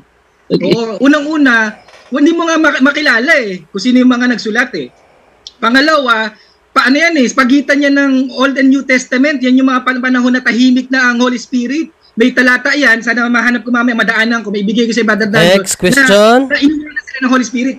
Okay, ayon sa Matthew 2:16, itong si Herod ay nag-decree na papatayin ang mga inosenteng mga anak. Ito ba ay hinulaan sa Old Testament? Yes or no? Yes. Yes. Hinulaan sa Old Testament, tama? Kasi nga, Brother Danjo, yung sang-ayon naman ako sa mga apokrypha na kasaysayan. Brother Danjo, ibig sabihin, yung nabasa ko sa news ngayon na yung pagtuyo ng Euphrates, Next question. Yung newspaper. Saang talata sa Old Testament hinulaan na papatayin ni Herod sa mga inosente? Ano tanong, sorry, Brother Okay. Judas, excuse, anong tanong niya? May clarification. Ano daw yung tanong, Brother Jando? Pakiulit. Saang talata sa Old Testament na hinulaan na papatayin ni Herodes ang mga inosente? Okay, so Brother Marco ba, bago ka magsagot, malinaw na ba yung tanong, bro? Linaw. Pasa ko. Hindi ko handa sa talata. Okay, pass siya, Brother Pasok. Jando. Next question. Next question. Ayon dito sa premise mo na. Okay. Premise. Eto. Hula galing sa karunungan ni Solomon na sa apokrypha. Iyon ang parusa sa utos nilang patayin ng mga sanggol ng iyong bayan. Ngunit ang bayan mo binibigyan mo ng masaganang tubig sa panahong hindi nila inaasahan. Tanong, saang talata sa New Testament natupad ang sinasabi sa karunungan ni Solomon 11:7? Pasa ko, hindi ako handa sa talata. Okay, pass, Brother Jando. Inaamin mo ba na ang karunungan 11:7 natupad sa Mateo 2:16? Yes or no? Yes, naniniwala ko kasi science siya, Brother Danjo. Brother Danjo, ang paniniwala ko na kinasihan, yung may kaugnayan sa kaligtasan. Yung newspaper, may hula sa Revelation na natutupad sa newspaper. Kung yan ang basihan mo, Brother Jando, isama mo na rin pare ang lahat ng newspaper na tungkol sa Euphrates, tungkol sa mga gera, Next question. tungkol sa salot. Isama mo na. Next question. Okay. Tinatanggap mo ba na yung sinasabi sa Mateo 7:12, huwag mong gawin sa iba ang ayaw mong gawin sa iyo, yun ay may kinalaman sa kaligtasan, yes or no? Pakiulit, sorry, ang tanong? Okay, moderator's time. I-address sa moderator, Brother Mark Bao. So, clarification, Brother Jando, pakiulit daw. Ulitin ko tanong ko. Yung sinasabi sa Mateo 7:12, huwag mong gawin sa iba ang ayaw mong gawin sa iyo. Ito ba may kinalaman sa kaligtasan, yes or no? Yes na yes. Oo, yes na yes. Oo, biblical yan. Tama yan, pagmamahal yan Yes. Okay. Okay, next question. Saan sa Old Testament hinulaan yan? Pakiulit? Saan sa Old Testament? Saan sa Old Testament hinulaan yan? Okay, so meron na lang 4 minutes, Brother Jando. So, Brother Mark, pag hindi mo maklaro, bro, i-address mo sa akin, bro. Para hindi kayo magsapawan, bro, ha? Sige, paklarify mo ulit, Brother Jando. Hindi niya naklaro. Ulitin ko. Yung sinasabi sa Mateo 7:12, sinabi mo na ito ay may kinalaman sa kaligtasan. Tanong, saan sa Old Testament hinulaan yan? Nakuha mo na ba yung tanong, Brother Jando? Balikan kita sa conclusion. Ilalatag ko yung talata niya sa conclusion. Hanapin ko. Sige, pass na. Nag-pass ka na. Huwag ka na magpaliwanag, bro. Pag pass na, huwag ka na magpaliwanag. Brother Jando, go ahead. Last 4 minutes. Ayon sa Tobit 4:15, ano mang hindi mo gusto, huwag mong gawin sa iba. Sang-ayon ka ba ito'y tumutukoy sa Mateo 7:12? Yes or no? Mateo, yes. Tama. Correct. So tinatanggap mo na ang Tobit 4:15 ay may kinalaman sa kaligtasan? Yes or no? Yes. Yung hindi lahat ng apokrypha, yes. May merong ilan, pero ang problema, yung ibang talata ng apokrypha ay kumukontra sa ebanghelyo. Yun ang mabigat diyan gagamit parang pahayag ni ni Lucifer. Gumagamit siya, kumukote siya ng talata sa Holy Scripture. Time. Lahat yan Next kinuha niya question. sa Old Testament. Sige. Yeah. Tinatanggap mo ba na yung nasa Sirach 27:6 ay yung tinutukoy ni Kristo sa Mateo 7:16 at 20? Yes or no? Yes, tinutukoy sa Matthew 12, yes, 29. Dahil, Brother Jando, dahil maraming talata ng pag-ibig sa Old Testament. Sayang, hindi ko lang naihanda yung mga talata na yan, pero wag kang, sa susunod, ilalata ko sa yan. Doon niya kinuha ng mga apokripa. Next question. Saan sa Old Testament nababasa na ang prutas ay makikilala sa kanyang bunga? Ang punong kahoy ay makikilala sa kanyang bunga. Saan sa Old Testament yan? Next question. Next question. Pass. Pass. May message. Anong talata ng apokripa ang kumontra sa New Testament? Okay. Una, pananalangin sa mga patay. Objection. Objection. May objection? Bigyan niya yung talata mismo. Okay, so Brother Marcumbaw, ang tanong kasi talata, ang tanong ay hindi kung ano ang sinabi. Ang tanong kung anong talata sa mga apocrypha books na kontra sa kabuuan ng Biblia. Anong talata? Tobit 12:8-9, 2 Maccabees 12:43-45, Tobit 1:4, Tobit 1:10, Judith 1:1, Wisdom of Solomon 11:17, ano ba? Maccabees 2 Maccabees 14:41-46. Ano ba? Time. Brother Jando, meron ka na lang last 2 minutes sa pagtatanong, bro. Okay, go ahead, Brother Jando. Saan sa New Testament sinabi ni Kristo huwag mong ipagdasal ang mga patay na? Dahil ipinaiwas tayo sa gawain ng espiritista. Ang pananalangin sa mga patay ay gawain ng espiritista. Huwag kayo magpahawa sa gawain ng espiritista. Objection. Sorry, hindi ko narinig. Medyo humina yung boses ni Brother Jando. Anong objection, Brother Jando? Ang tanong ko sa kanya, saang talata sinabi ni Kristo na huwag ipagdasal ang mga patay na? Yes, malinaw yung tanong mo, Brother Jando. So ako, kahit ako, nakuha ko rin yung tanong. So yung tanong, Brother Marcumbaw, no, hindi niya tinanong kung ano ang opinion natin Panginoong Kristo sa mga espiritista. Ang tanong ni Brother Jando, saan mababasa sa New Testament na bawal dasalan ang mga namatay na? So, Brother Marcumbaw, yun ang objection. So, ano ang counter mo doon? Sa Old Testament siya mababasa, pero ang sabi ni Yahushua, pakinggan nyo yung kautusan. Wala siyang binago sa kautusan ng kanyang ama. Teka lang. Moderator's time muna. Brother Jando, according sa rule natin, isang objection lang ibibigay ko sa inyo, bro. So, isang objection, isang counter. So, after nun, magro-rolling na ako, bro, no? So, wag kang mag-alala kasi nakuha ko naman yung objection mo at nakuha ko rin itong counter ni Brother Marcumbaw. So, pakiulit yung counter mo, Brother Marcumbaw. Ulitin ko ang objection niya. Ang objection ni Brother Jando kasi hindi mo nasagot ng direkta yung tanong. Ang tanong niya kasi, Brother Marcumbaw, saan mababasa sa New Testament? Okay? Saan mabasa sa New Testament na pinagbawal ni Kristo ang panalangin sa mga patay? Kasi sinabi mo yan kaganina. No, kasi nasa nasa 2 Macabeo yan, no? So saan sa New Testament na sinabi ni Kristo, hindi sa Old Testament?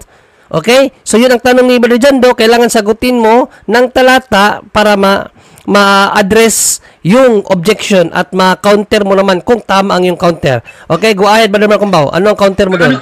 Ang counter ko dyan, okay, walang isang talata, pero sige, magbigay na ako ng talata ng New Testament. Okay, bro, Brother Marcumbaw, kung wala kang talata, Brother Marcumbaw, wag ka nang magbigay kasi wala nga. Magbibigay ako, Brother Junray. Sabi mo nga walang talata ba't ka magbibigay? Wala nga. So, wrong interpretation. Ang tanong kasi, bro, ang tanong niya kasi, saang talata sa New Testament na sinabi ni Kristo, bawal manalangin sa mga patay? Yan ang tanong. Meron nga ako. Kung sabi mo kasi wala, sumagpas ka na lang para wala nang Meron nga, Brother John Ray, nagkamali lang ako, meron. Meron. O sige, meron. Ano yung talata na yan? Meron pala, nagkamali lang. Sige. Okay. Matthew 6:9-13. Ganito kayo manalangin, mga RCC. Ama namin nasa langit. Moderator's time.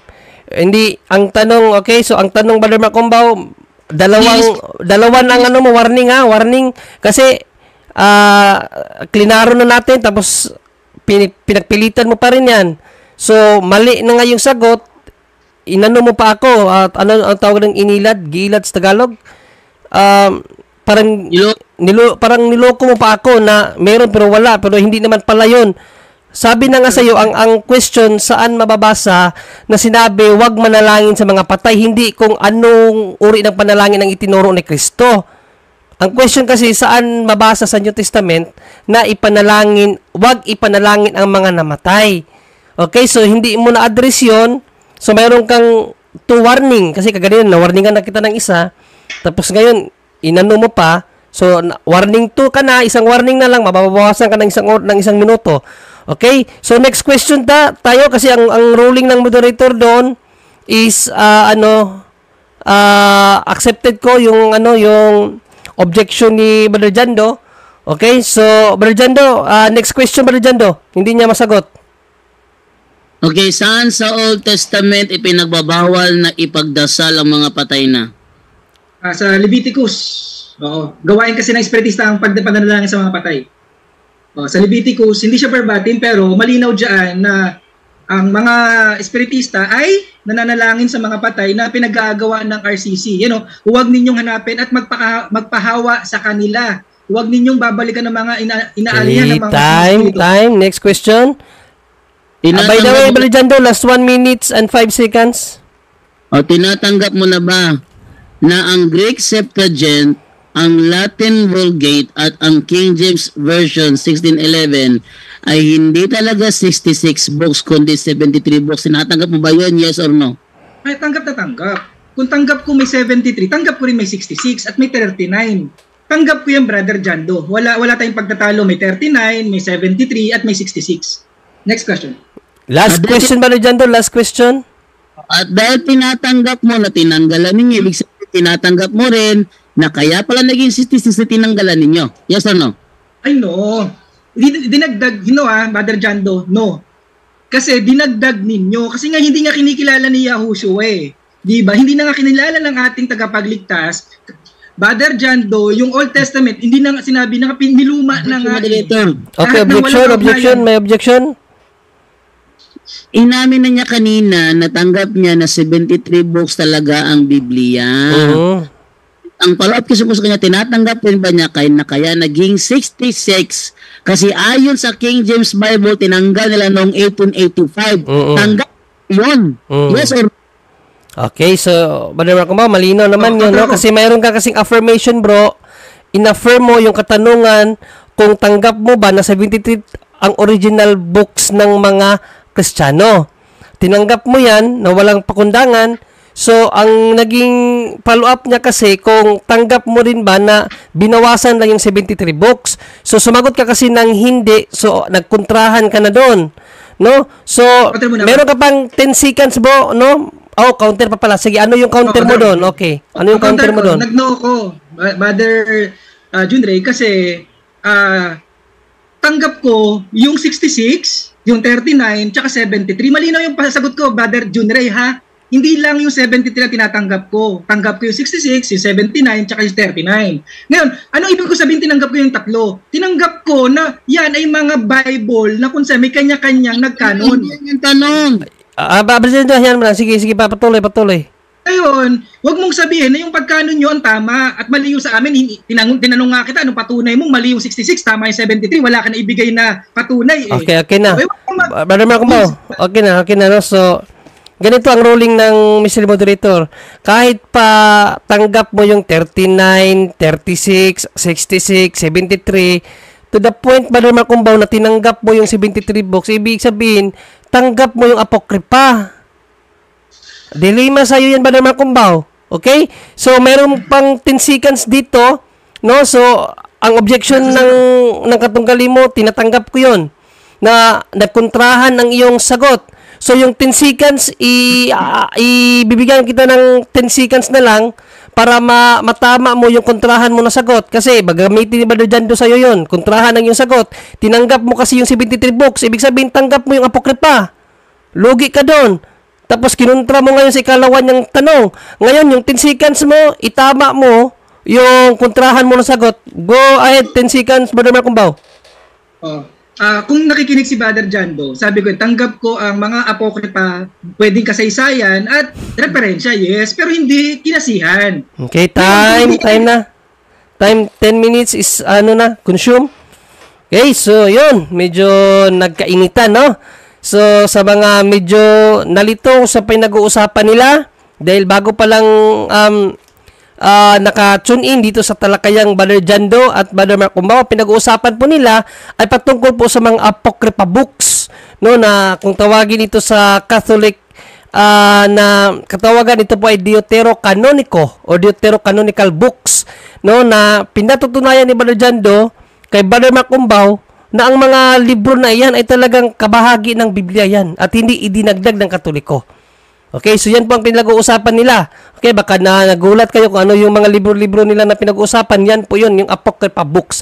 Okay, Brother Jando, another 10 minutes sa iyo, Brother Jando, para sa second stand mo, Brother Jando, at pagkakataon mo nagibain yung mga pinahayag niya kaganina sa kanyang presentation at yung mga sagot niya sa iyo. Brother Jando, go ahead. Bro, wala na bro. 1 round lang to. So, final conclusion siya mauna. 1 round lang? Wala na palang second stand? Na. So ang susunod nito ano na? Final conclusion na siyang mauna? Okay. So, Brother Mark Cumbaw. So, mayroon kang pagkakataon, Brother Mark Cumbaw, no, ng 10 minuto. Kasi hindi natapos yung 10 seconds mo kanina. Yung 10 minuto mo, gamitin mo ngayon, Brother Mark Cumbaw. Kasi pag hindi mo matama yung maling sagot mo, kontrahan na sagot mo, tapos in-affirm mo pa na 73 books is tanggap mo, logi ka doon. Kaya yung 10 minutes mong mahabang 10 minutes na to, gamitin mo para maayos mo yung pag-accept mo sa 73 books. Okay, Brother Mark Cumbaw, 10 minutes, go ahead. Wait lang, sandali. Yes. Kukunin ako talata. Saglit. Sige, mag-advertise muna ako dito habang may kinukuha siya. Okay. Wait lang. Say, so, shout out muna natin, no, mga kapuntos natin dyan, dito sa ating pong channel. Nagdidebate rin sila dito, pero di ko maunawaan yung iba, umabot sa Trinity. Okay. Okay na?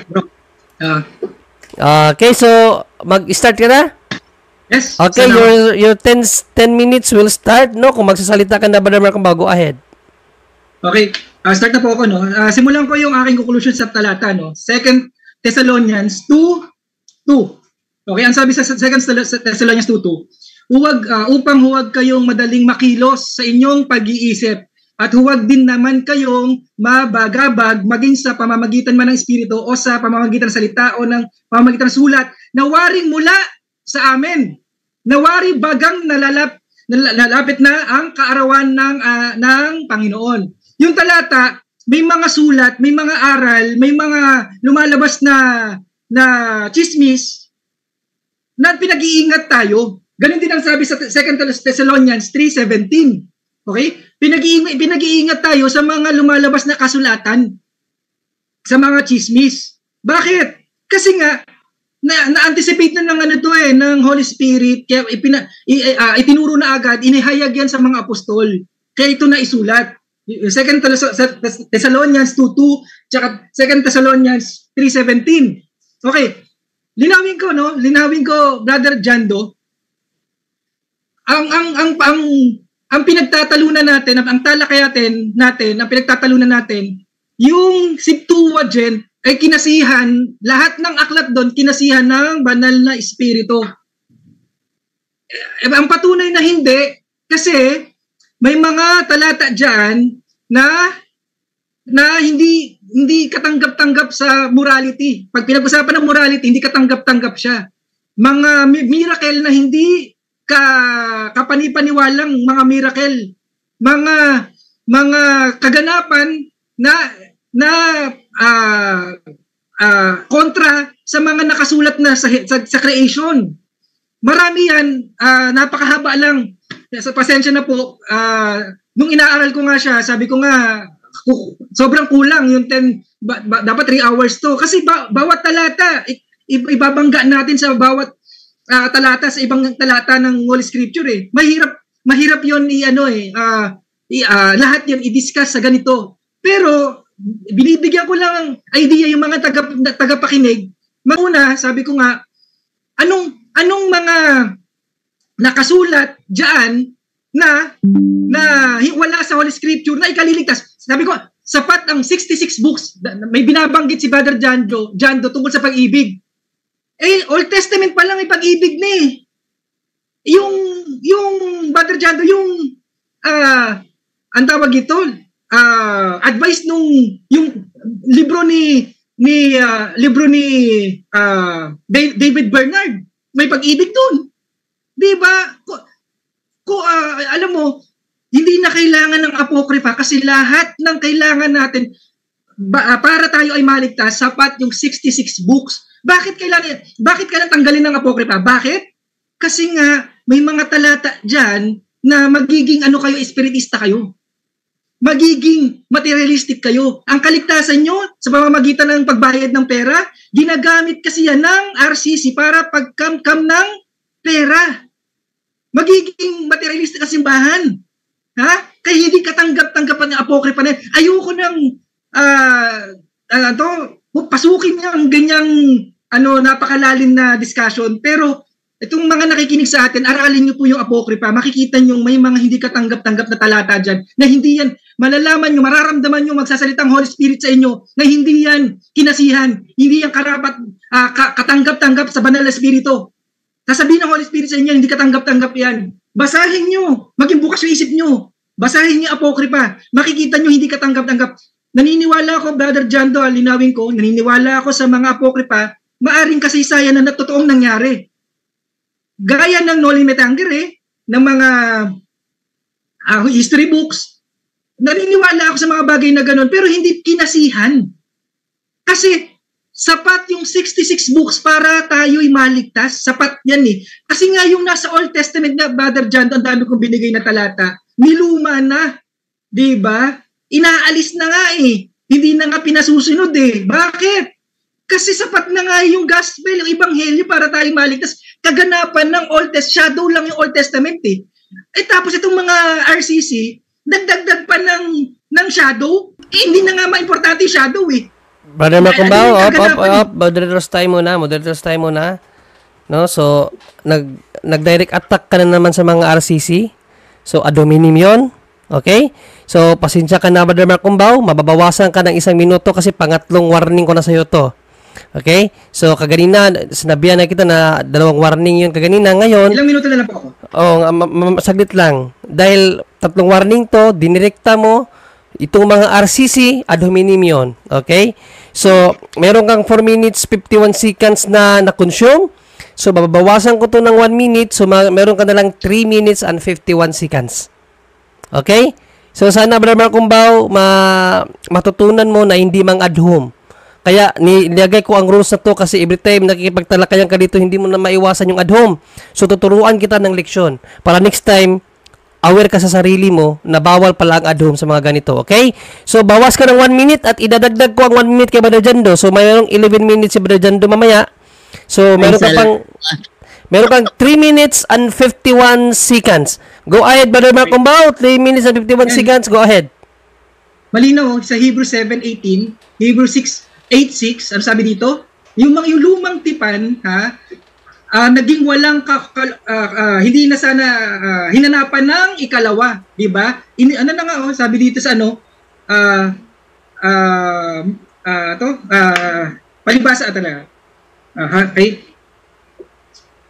Okay, yun. Malinaw sa 2 talata, di ba? Yung kahinaan at kawalan ng kapakinabangan, no? Binibigyan na nga tayo ng simpleng pinasisimple ng Diyos ng ating tagapagligtas para maabot yung kababaan natin. Sinisimple yung kaligtasan. Okay? Yung Old Testament na marami na nga dyan, phase out na, di ba? Tapos, itong mga kaiba nating pananampalataya, yung mga kaiba natin, ang ginagawa, dagdag ng dagdag. Sabi na nga, shadow na lang yan eh. Ito na yung katuparan. Ito na si Yahushua. Tinubos na inyong mga kasalanan, mga kapatid. Tinubos na lahat ng hiwalay sa ginawa ni Yahushua sa cross of Calvary. Lahat yun, walang kabuluhan. tingnan mo, pansin natin, Eucharist, baptism, ano pa ba? Baptism, lahat yan, mapapansin mo, lahat yan may kaugnayan sa kamatayan ni Joshua. Lahat ng walang connection sa kamatayan ni Joshua, wala ng kabuluhan. Anong gagawin ng demonyo?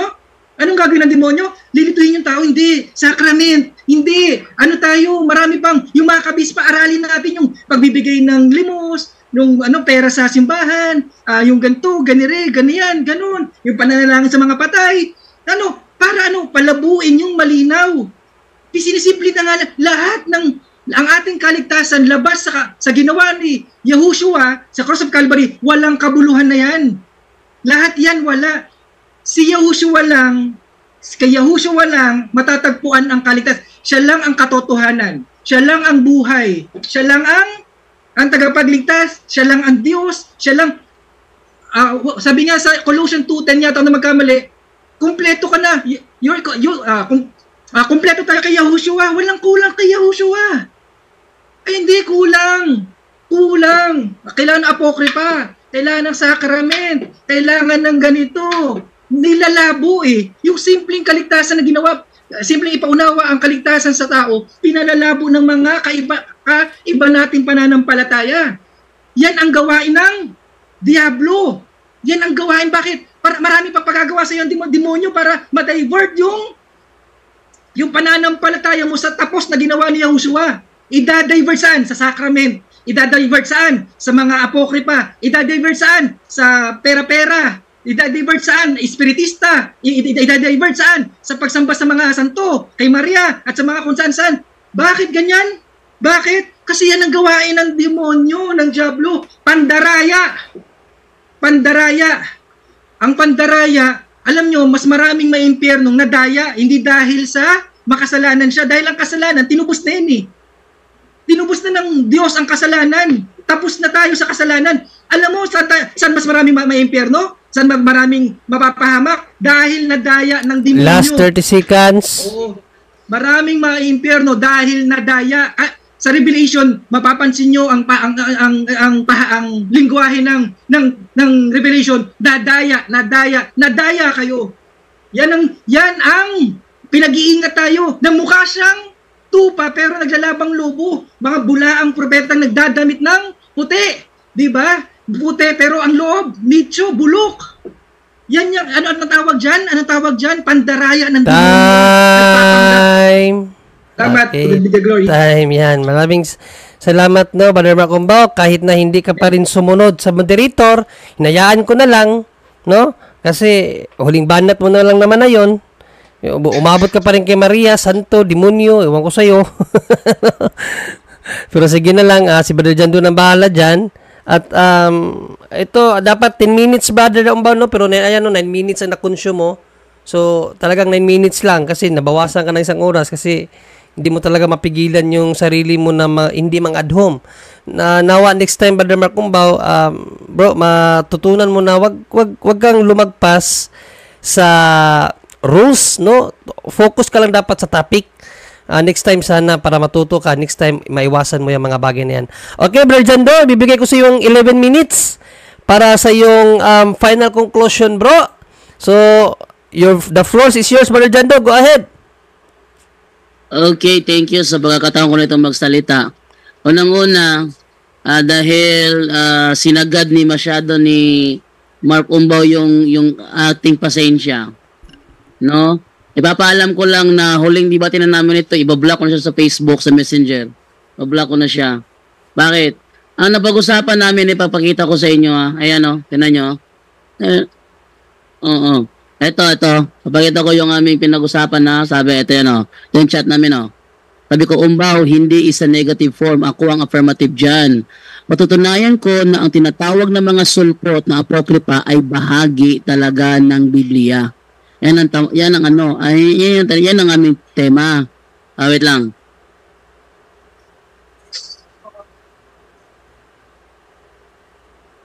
Okay. Ngayon, ang response niya, sige, okay na yan. Baka hindi pa matuloy kahit ang born again ay hindi sulpot dahil kami ang nakaganap ng ginawa ng mga apostol sa araw ng Pentecostes at ipinangaral mismo ni Yahushua. So, ibig sabihin, ito yung aking topic na kailangan niyang gibain na ang Apocrypha ay bahagi talaga ng Biblia. Ang ginawa niya, sa gawa siya ng mga strawman fallacy na gusto niyo sumunod ako doon, hindi ako susunod, hindi niyo ako maililigaw. Lelang niyo, may liligaw niyo, hindi niyo ako maililigaw. Kaya dahil hindi siya sumunod, tapos sinagad pa niya ng gusto sa kanyang final conclusion, pagkatapos ng debating ito, ibablock ko na si Mark Umbaw. Actually, pwede ko naman gawin ito sa ngayon automatic ko na siyang ibablock sa aking, para hindi na niya ako makontak dahil sinagad talaga, ginagamit lang ni Mark Umbaw ang pagkakataon na maraming nanonood ng punto por punto, pero hindi niya ako kinakalaban. I expect na ako kakalabanin ni Mark Umbaw, pero ang ginagawa niya, gumagawa siya ng ibang butas para aking sundin. Hindi yan mangyayari, kaya Mark Umbaw, tingnan mo yung messenger mo, block ka na. At Facebook mo, block ka na. Hindi mo na ako makukontak. So, ito na yung ating last debate kasi sinagad mo talaga ako. Napunta ka kay Maria, napunta ka. Ano ba yung ating topic? Patutunayan ko na ang tinatawag yung Apocrypha ay bahagi talaga ng Biblia. Yun ang ating topic. At dahil negative ka, kailangan tutulan mo na hindi siya bahagi, dinagdag lang namin. Paano namin idadagdag? Inaamin na ninyo mismo na ni-remove ninyo noong 1885. Sa madaling salita, napatunayan ko yung aking tema. At tinanggap mo pa na 73 books ang Biblia, tinatanggap mo. At tinatanggap mo rin na 66. Tinanong kita kanina, tinatanggap mo ba na kaya naging 66 kasi ni-remove ninyo? Bigla ka naman naghindi. Para ako nagipag-usap ito ng wala sa sarili. Kaya at saka dahil sa final conclusion, I expect na banggain mo yung aking mga argumento pero hindi mo ginawa. Bagkus patuloy kang nagsagawa ng iyong strawman fallacy.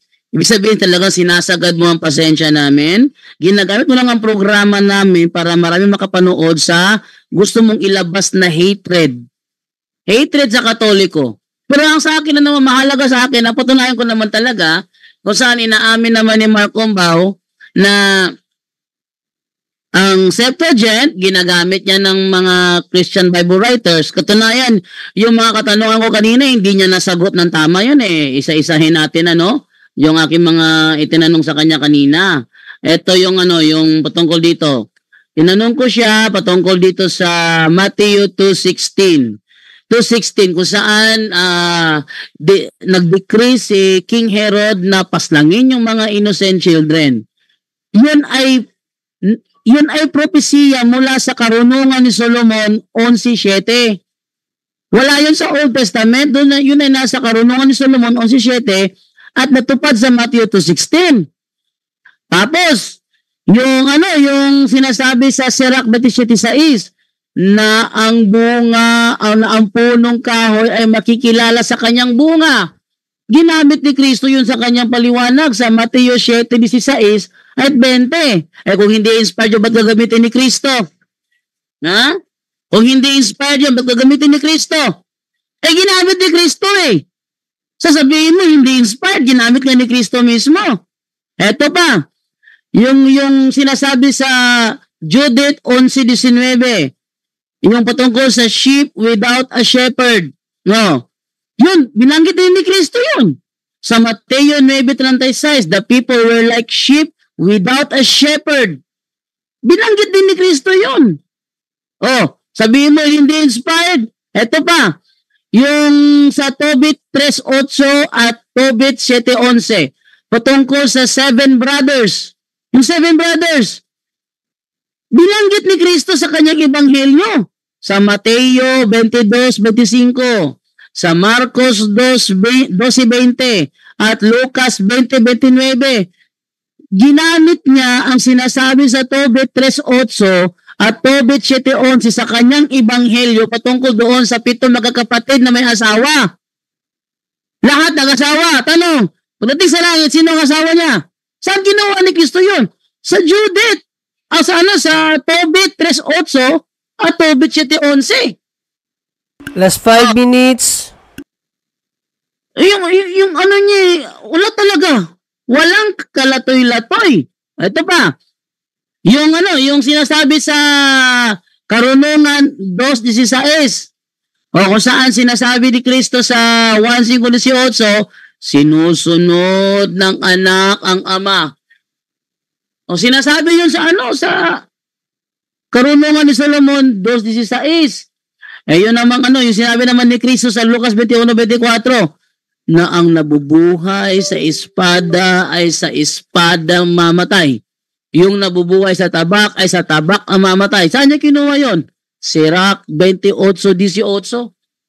Tapos yung sinasabi doon sa Mateo 7:12 na wag mong gawin sa iba ang ayaw mong gawin sa iyo.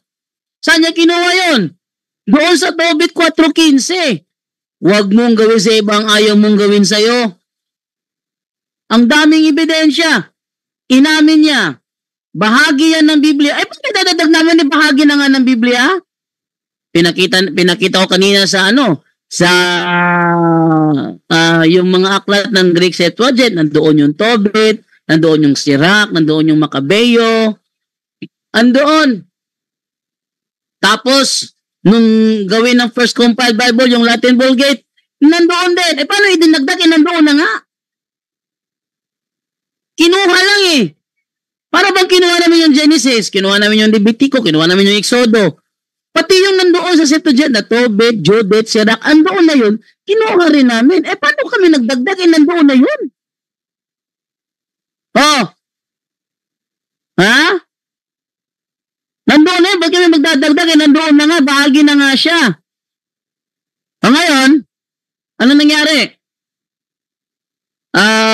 Umalis si Marco Bao, di niya matanggap yung kanya kapalaran ngayon. Di niya matanggap, kaya umalis siya. Ito na yung aking sa kanya, aking final judgment, kasi sinabihan ko na siya, huwag mo ko pinagluloko kasi hindi mo ko maluloko eh. So ano nangyari? Tinanggap niya ng 73 books. Tinanggap niya na naging 66 books. Yung tema ko, napatunayan ba? Napatunayan. Hindi niya giniba. Nag-strawman fallacy siya. Sa tingin niyo ba, susunod ako doon? At kahit nag-object na ako sa moderator, patuloy pa rin siya na nagpatuloy sa kanyang strawman fallacy. Umaasa na baka sakali sundan ako ni Brajando. Hindi ko siya sinundan. Bagkus, magbigay lang ako ng ilang example. Na sinasabi niya na hindi kailanman ginamit sa New Testament yung sinasabi sa Apocrypha. Anong hindi ginamit? Dami tinanong kanina, hindi niya nasagot eh. Hindi niya nasagot. Pa siya ng pas. Tapos ngayon, panahon ko siya, nagpunta siya doon sa nagpunta siya doon sa kung saan-saan siya napunta. Ngayon, kaya pinapaalam ko na ito na yung last namin, na hanggang part 9 lang. Kasi sinasamantala ni Mark Umbo yung ating kasikatan sa ating programa, para mailabas yung kanyang hatred. It's part of healing yung maglabas ka ng hatred mo. Pero not in this type of program na hindi kami authorized na mag-rebut kasi hindi naman topic. Baptism. Hindi yan ang topic natin. Napunta sa umpisal, napunta Last sa 1 minute pa Jando. na kung saan-saan siya napunta. Alam niya hindi ko hahabulin yun. Kaya ayun, sinamantala niya. Pero ang mahalaga dito, napatunayan ko na ang Biblia talaga, bahagi talaga ng Biblia, yung tinatawag nilang Apocrypha at tinanggal lang nila kaya naging 66 books. Sa madaling salita, hindi giniba ni Mark Umbaw ang aking tema bagkos gumawa ng kanyang sariling butas. Thank you. Okay, we-wave mo na bro, 30 seconds. Wave ko na yun kasi wala na yung kausap ko dyan, naglayas na. Okay. Okay no, so para formal lang natin na maklose to, magsasalita lang ang moderator, no? So yun mga kapuntos, mga kabag, natapos din no ang talakayan ni Brother Jando at ni Brother Mark Umbaw at i-congratulate ko si Brother Jando. Para sa akin siya ang nanalo, no? Dahil Sumangayon si Mark Umbaw eh. Sasangayon ka ba, Brother Mark Umbaw? Tanong ni Brother Jando na ang King James Version 1611 ay 73 books at kasama doon ang Apocrypha. Sangayon ako. Sumangayon eh.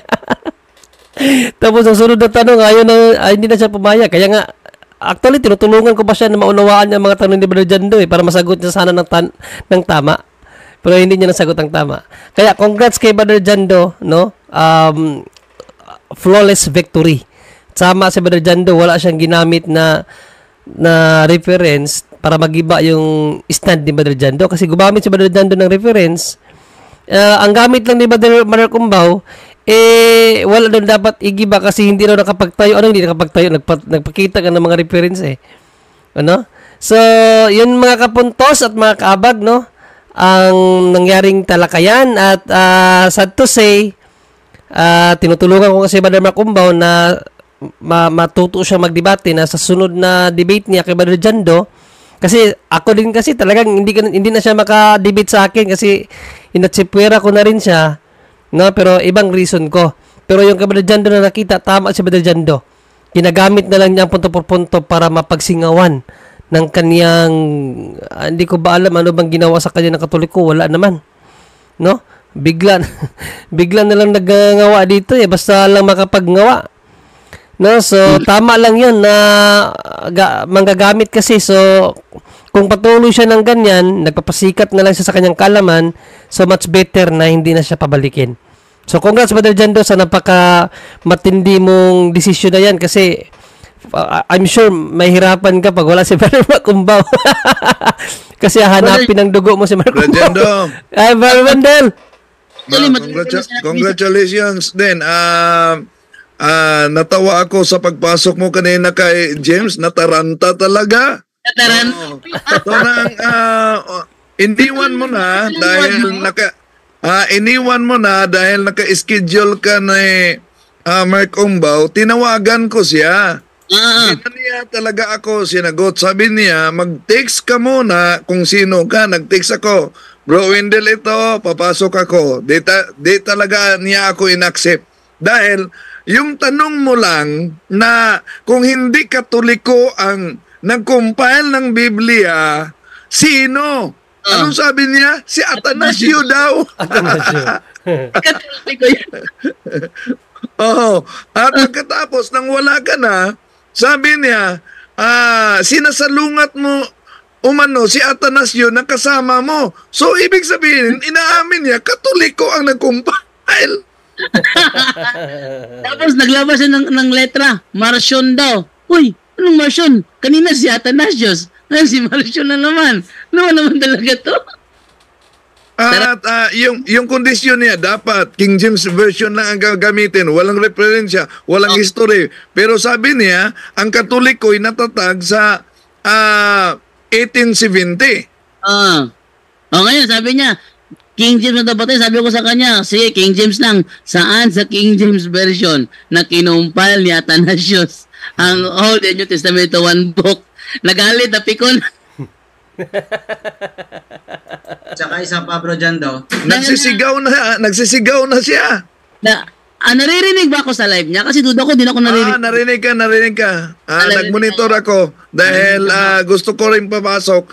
Ang problema lang, di niya ako tinanggap. At ako rin. Yes. Ang ginawa ko, tinawagan ko yung number niya kasi yun ang gusto niya. Tawagan sa number niya. Yun. Number na binigay niya talaga. Yun, tinawagan mo. Pinarinig ko pa sa live ko na nag-ring yung phone niya at sabi niya, huwag muna kayong tatawag, mag-text muna kayo kung sino kayo at ano ang pakay ninyo. So, kaya nag-text ako. Pero, di pa rin niya ako tinanggap. Natakot. Sabi ko sa kanya, ngayon June 30, punta si Brother Wendell dyan sa CDO Cathedral. Handa ka pa magpakita sa kanya para magpirma ngayon ng tema. Sabi niya, anytime. Sige, puntahan mo yun Sige, dito lang ako sa tanong ko ngayon. Nahirapan, naramdaman ko. Iyan niya ako, kondisyon. Huwag ka mag-kondisyon. Sagutin mo lang diretso. Nataranta talaga si Pastor James. Brother Aldan, na-record mo yun? Hindi ko yung na-record, bro. Ang hina lang Ay, sa inyo pa nun. sayang hindi na i-record. Sana hindi. Ma-download natin yan. Ma-download natin yan. Ayan. Yan. Makuha natin yan. Yun ang content ko bukas. I-download mo lang Manuel, baka i-delete. At saka ang daming bro, ang dami kong chat na accept mo ako kasi ako yung binabanatan niya. Hindi ako yung na-accept.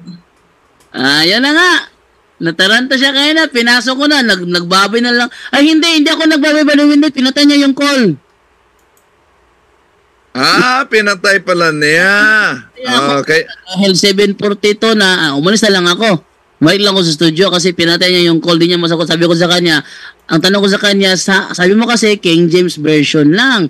Yun lang ba tayan? Istrikto ka doon. Sagutin mo yung tanong, saan sa King James Version na si Athanasius na nag-compile ng Biblia? Sagutin mo. Hindi niya masagot, kaya pinatay niya yung call. Yun. So, hindi ako umalis. Kusa niya ako pinatayan ng tawa. Ako hindi ko na hinabol kasi malapit ng oras. Kaya yon. Brother, mayroon kayong masasabihin, Brother Aljan, sa naganap na talakayan? Yes, Brother Jando. Mula umpisa talaga, grabe. No? Grabe, nagmarunong pa talaga. Nagsabay din sa'yo, nag-wave din ng oras. Grabe, no? Pero walang napatunayan si Mark Umbaw kasi nung last part niya nga, hindi na sa tumutok doon sa topic, tumutok na doon sa rebulto, kay Maria, sa mga demonyo.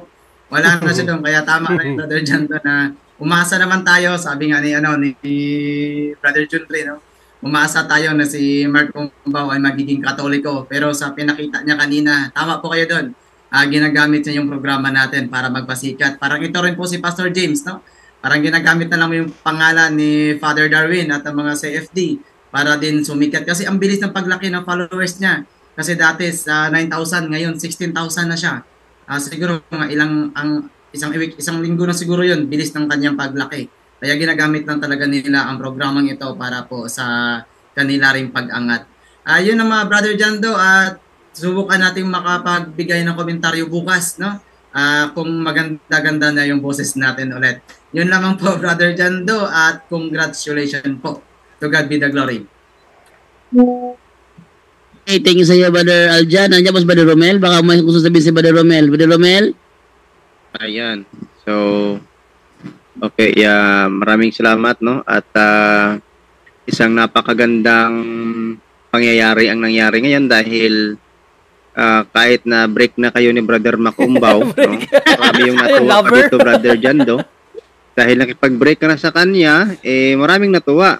Natuwa na meron ding halong lungkot at sana ay panalangin natin na yung last debate ninyo ay maging bukas na yung puso at isipan niya upang maunawaan talaga ang katotohanan na kanyang pinaglalaban kasi alam naman natin na may mga time talaga na agree talaga siya, no, sa Katoliko, kaya lang siguro nalilito lang siya sa argumento niya mismo kasi yes, no, tapos yes, no naman ulit. So kumbaga kontrahan na yung kanyang mga statements. And well, sana po mga kapatid, no, ipagpanalangin po natin si Mark Umbaw na maliwanagan po siya kasi masakit yung nangyari ngayon, no, harap-harapan, no, live na talagang nakipag-break si Brother Jando sa kanya sa bablock na kita, ayaw ko na sa iyo. Yun. Pero Brother Jando, congratulations dahil yun, naitindig talaga ng Roman Catholic Church ang stand, no, at napakaganda yung Deuterocanonical books na tinatawag po ng ibang sekta o ng protestante na apocrypha, yung 7 books dyan, ay nakot talaga ng Panginoong Jesucristo sa tamang-tama, saktong-sakto, na very useful talaga ito. At actually, meron pa nga mga Protestant scholar na nagko-quote niyan, Brother Jando, no? So, sana ay maging open din po ang lahat. Lalo't-lalo na yung mga Protestante ngayon na nanonood, na sana ay open po tayo sa pag-aaral din na even yung mga magagaling na mga Protestant scholar na ay nagko-quote pa nga ng libro na kinuha mismo sa Deuterocanonical books. Protestant scholar na yan, mga kapatid, para patunayan ang resurrection o yung muling pagkabuhay. O nagko-quote yan, kinot yung second Maccabee. So research po mga kapatid, marami dyan. Sana ay huwag kayong magsawang magsubaybay at magtangkilik din po, no? At yun nga, sinasabi ko mga kapatid, kailangan talaga ni Brother Mark Umbao ngayon ay prayer, no? At understand, no? Unawain po natin siya at panalangin na sana ay ito na yung pagbukas ng kanyang puso at isipan upang lubos siya talagang maunawaan ang katotohanan na kanyang pinaglalaban dahil siya ay naniniwala na siya ay kay Kristo. So ang totoo at tunay na kay Kristo, kahit masakit man yan ang katotohanan, tatanggapin talaga. Dahil sabi ng Juan 8:32, kapag tinanggap natin yung katotohanan yan, talagang magpapalaya yan sa atin. Yan na po, Brother Jando. Okay, thank you sa iyo, Brother Romelo. Thank you doon sa backup reference mo. At saka ni Brother Dwayne Cartuano, send my regards to him sa backup reference nyo. Kasi actually, hindi ko maintindihan ba't siya napunta doon. Ang pinag-usapan namin, naliwanag naman doon. Patutunayan ko na ang tinatawag yung apokripa ay bahagi talaga ng Biblia. Sabi niya, sige, okay na yan. Okay na yan. Mawala sa sariling butas. Pasusundin ako. Hindi ako susunod. Alam ko, ay mga kapuntos na Katoliko na nanonood ngayon, pag ganyan yung kalaban nyo, na tila kayo ay hinihila sa hindi naman nyo pinag-uusapan, wag kayong susunod. Dahil once na kayo ay sumunod at na kayo ay nailaglag na sa kanilang mindset, madali na nila kayong lituhin at talunin. Kaya wag kayong magpapadenggoy. Lagi natin sinasabi yan. Okay, maraming salamat po sa inyong lahat at thank you kay Brother Wendell. Idalog yung Brother Wendell habang maaga pa kasi baka i-delete yun ni Pastor James, no? Downloaded na po. Downloaded na. Okay, thank you. Yan. Kung sa akin, pag-download ko ngayon, dinilit na. Hingin lang ako ng kopya sa iyo. Pengi din ako, pengi. Kaya, Brother Arjan, download mo na ngayon. Baka mamaya i-delete na. O, tsaka ako, download ako muna. Pag hindi ko na download kasi dinilit na niya, doon ako hingi kay Brother Wendell ng kopya. Okay. Pag sa Facebook, bro, di ako marunong mag-download nun. Bro, i-search mo lang bro, i-search mo lang yung sa Google yung bro, yung online Facebook downloader. May lalabas diyan na wait lang ha. Ganito bro. Sa akin bro, ang link bro. Ito yung lalabas bro. Yan ang lalabas. Save from .net, YouTube video downloader. Yan ang i-search mo. At i-paste mo lang diyan yung link ng video at mada-download mo na siya. Sige bro, sige. Save from net. Save from .net. Ano mo lang, YouTube, online YouTube video downloader or yun, kahit YouTube yun bro, kaya niya download from Facebook. Sige. Kahit yun ay save from .net, YouTube video downloader, kaya niya mag-download from Facebook. Sige, kasi record yung ginagamit ko gamit OBS dito. Kaya niyang i-download yun kahit from Facebook pa. Okay, so thank you po sa inyong lahat at kailangan na po natin na magpaalam sa gabing ito. Thank you. Natapos ang gabi na nagwagi tayo, hindi niya giniba. At inamin pa niya, thank you at matibay yung aking pagkakapanalo na naman sa gabing ito. Maraming salamat po at goodbye na po tayo. In the name of the Father and of the Son and of the Holy Spirit. Amen. Amen.